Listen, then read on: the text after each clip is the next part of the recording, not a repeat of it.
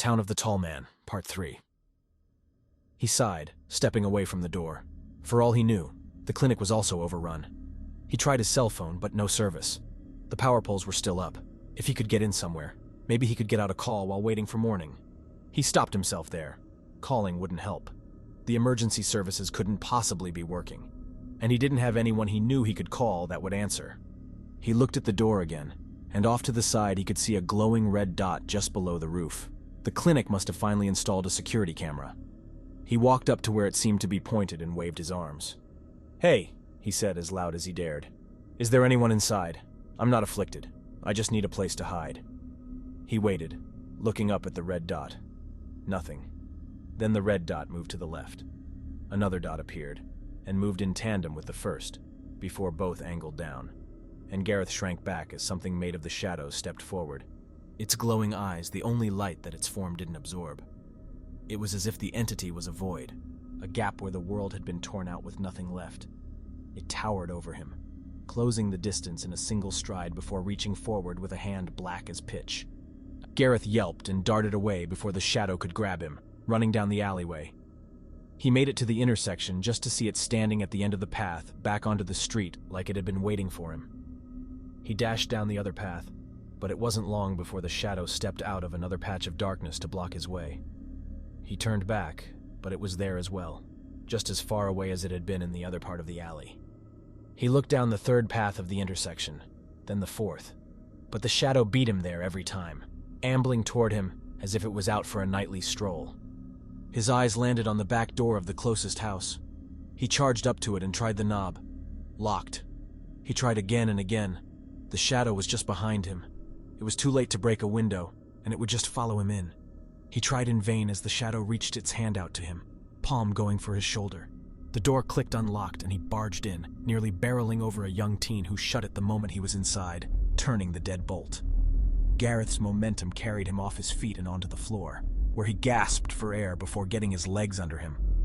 "You picked the wrong town to have car troubles in, Wasiku," said the teen, looking down at him while holding a tire iron. The young man looked to barely be in high school, eyes wide with heavy circles under them. "Thank you so much," Gareth wheezed as he stood up. "What on earth is happening? What was that?" "Grandpa can explain it better," said the teen. He gestured to the doorway leading out of the kitchen. Gareth followed past the hanging blanket, entering a Spartan living room with several children lying about, stirring from their slumber on the floor to regard the stranger now in their home. Candles burned on the shelves and end tables throughout the room. The windows were boarded up with every last bit of scrap wood that could be spared, hiding the sight of the outside world. The strong smell of incense hung in the air. Gareth recognized the scent of sage. "Grandpa," said the teen, talking to an old man Gareth just now saw in a lone chair in a corner of the room. This one nearly got grabbed by him. The old man got up, regarding Gareth before raising an eyebrow. "Haven't seen you here for some time, Gareth," he said. "Not for a year, Shane," said Gareth, hanging his head. He had spent more than a few hours passing the time talking to Shane while waiting behind the clinic. Shane nodded, scooping up a bowl with a bundle of sage from an end table and pulling out a lighter. His grandson lit the sage so he could waft the smoke onto Gareth. "You're safe here," he said. "The thralls don't come close to the house." "Thralls?" asked Gareth. "What happened here? What was that thing?" "A wanagi," said Shane. "A bad spirit, a poison that seeped into this town like so many others. But he's older than the town. I don't know when he first started appearing, but now this town is his." "When?" asked Gareth. "Fort Ridge wasn't like that when I was here before." "At least not at first," said Shane. "His work has been slow, deceptive, but he doesn't need to be careful now." He looked at the children trying to fall back asleep around him as his grandson went about trying to comfort them. "He took their parents. I and the others left have taken in who we can. We can't escape. He made sure of that." "Who is he?" asked Gareth. Of course, part of him already knew. "I will not speak his name," said Shane. He looked at him again.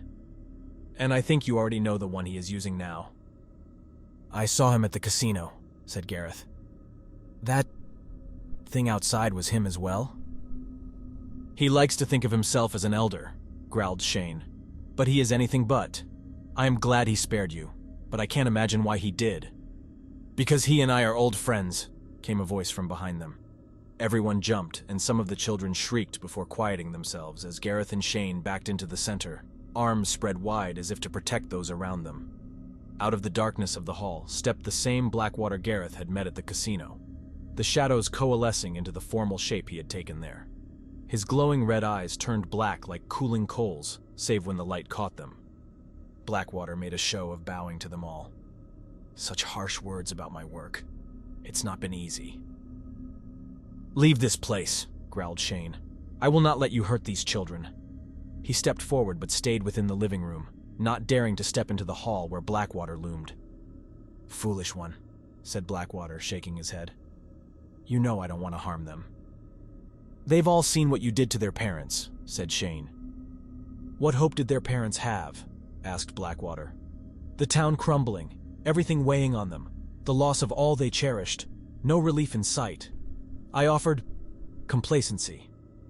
He extended his hand, and in between his long fingers was another can of the beverage he had been peddling. My latest balm for their wounds was relished by them, just as it will be by countless more.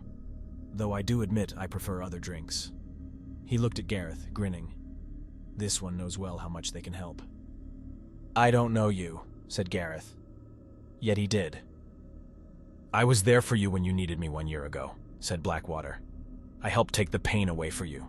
You were why I needed the pain taken away, yelled Gareth. Memories kept assaulting him, being shaken as morning light came in, meeting with all those people, looking at those he had called family, and seeing the disgust and shame in their faces. And that pain is still there, said Blackwater. This will help curb it, and you won't break the promise you made. You are not welcome here, Wanaji, interrupted Shane. Leave now. You know, young one, he said to Shane, I know the children here want to see their parents again. I could make that happen. They're all so thankful to me. They have to be, and I don't think a little sage will make them think twice about coming in. Gareth heard the voices of the thralls in his head, the garbled, slurred words that had spilled out of their mouths like the streams of black bile. I need help. Help me. You must help me. Don't, Blackwater, said Gareth, stepping ahead of Shane. What do you even want? It's what you want I'm interested in, said Blackwater, grinning down at him. You want closure. You want peace. You want the guilt to go away. He extended his other hand, and Gareth found his rising to meet it. He struggled to move, fighting against the urge. It was as if something inside him pushed against his flesh, forcing his arm up. Don't, Gareth, said Shane. You know what he really is. Everyone knows what I really am, said Blackwater, chuckling. Yet still so many willingly come into the clutches of the tall man.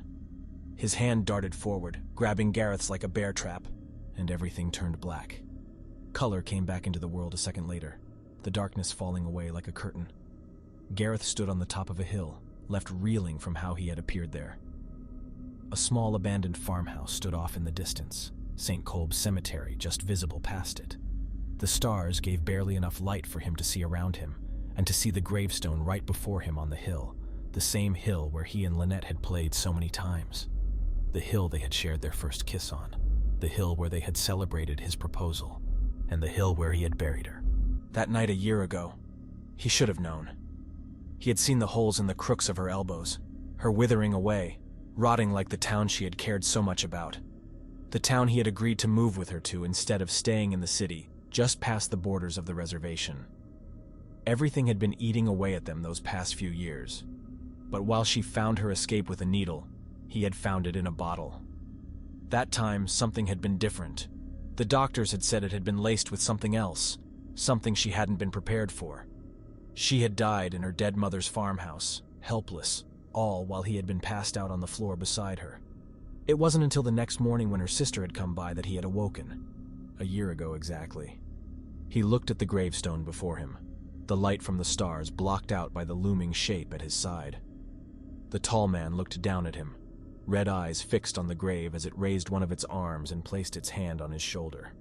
Not the piercing grip of a ruthless predator, but the comforting gesture of a loved one. It's a beautiful place, said the tall man.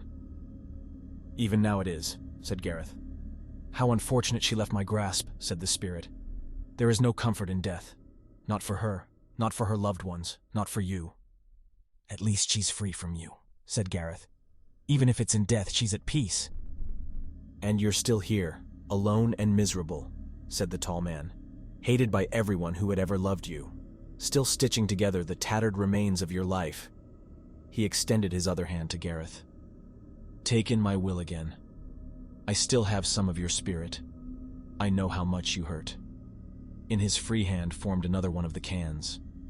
There is more than one way to escape the pain. To give yourself to me freely. I'll help you where all the doctors, family, friends, and elders failed. I take care of those in my land. Gareth looked up at the tall man, then snarled, breaking away from the shadow's touch. I'm miserable, he said. But I'm also myself. I'm broken. But I'm not owned by something else. I made a promise to Lynette that I would never let myself be consumed by anything like that again. Not alcohol, not drugs, and not your disgusting sludge. The tall man looked down at him, and Gareth flinched. Everything around the shadow grew cold, and he could almost feel his own life and will draining out of him just beholding its presence. He kept expecting the spirit to raise its arm and grip him, forcing the drink down his mouth until he burst like an overfilled waterskin. Yet it didn't come. The tall man chuckled, his laugh making everything around him almost vibrate. You're adorable, young one, he said. What? Asked Gareth. Perhaps some other Wanagi might have forced itself upon you, said the tall man. But I feel no need. Fight me if you wish. Give me a hard time. Maybe even try to pull me from those in the towns I have taken into my care. Do everything you can. For all my threats, I won't try to thwart you. Why would you do that? Asked Gareth. The tall man chuckled, stepping back into the darkness past the hilltop. Because no matter what you do, I will always be with you. And I will always bring you, and everyone else who meets me, back into my clutches. The red eyes vanished into the night and warmth returned to the hilltop. Gareth let out a breath he hadn't been aware he was holding, then turned to Lynette. He put his duffel bag on the ground, opening it up and pulling out some of the things he had brought. Her favorite book, her favorite candy, her favorite juice drink. After everything that had happened, he would still have this day with her, even if they just sat about watching the sunrise together. As he sat down, leaning against the gravestone, something flipped through the air and landed near him. He grabbed it by the edge and brought it closer. A flyer, the sort that a convenience store would put in their windows to advertise products. Coming soon to a store near you. Blackwater Beverages Primal Power. It will save you when nothing else can. As Gareth held his drink, he looked off in the distance to where he knew the next town past Fort Ridge lay, and on the wind he thought he could hear a deep chuckling,